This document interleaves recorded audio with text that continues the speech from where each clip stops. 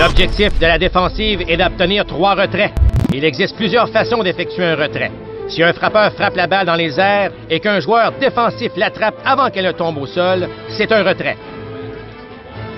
Si un frappeur frappe la balle au sol et qu'un joueur de champ intérieur l'attrape et lance au premier but avant que le coureur ne puisse s'y rendre, c'est un retrait.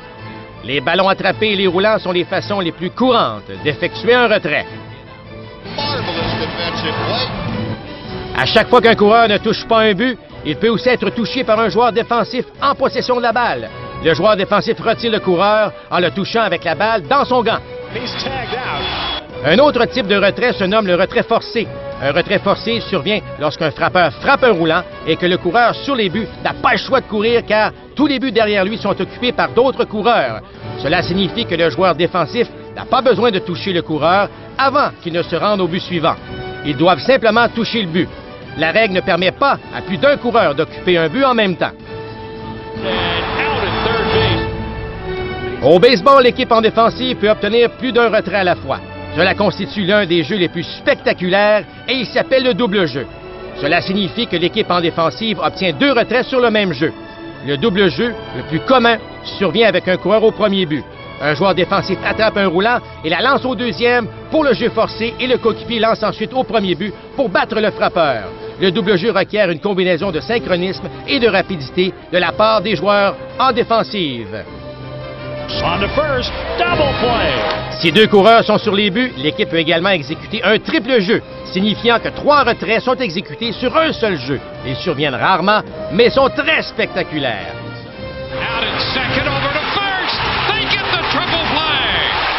Le lanceur, quant à lui, est le seul pouvant exécuter un retrait sans l'aide des joueurs de champ intérieur ou extérieur.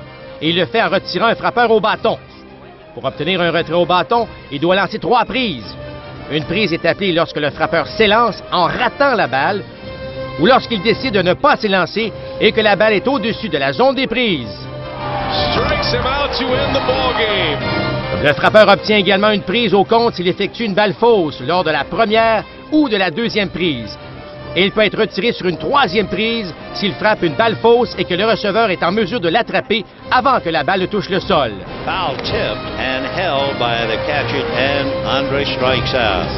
La zone des prises est une boîte imaginaire de la largeur du marbre, soit de 17 pouces. La zone des prises s'étend verticalement de la hauteur des genoux du frappeur jusqu'à une ligne entre la ceinture et les épaules du frappeur. Les lanceurs ne tentent pas seulement de lancer la balle avec le plus de force possible.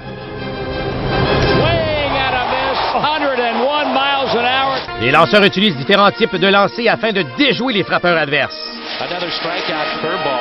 En positionnant leurs doigts de différentes façons le long des coutures de la balle, les lanceurs peuvent faire bouger la balle lorsque celle-ci est en mouvement.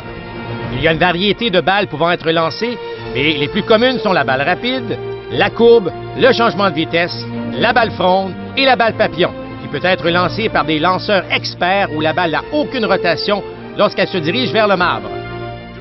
À chaque lancer, le frappeur a une fraction de seconde pour décider de s'élancer ou non. Si le lancer semble se diriger vers la zone des prises, le frappeur s'élancera sans doute.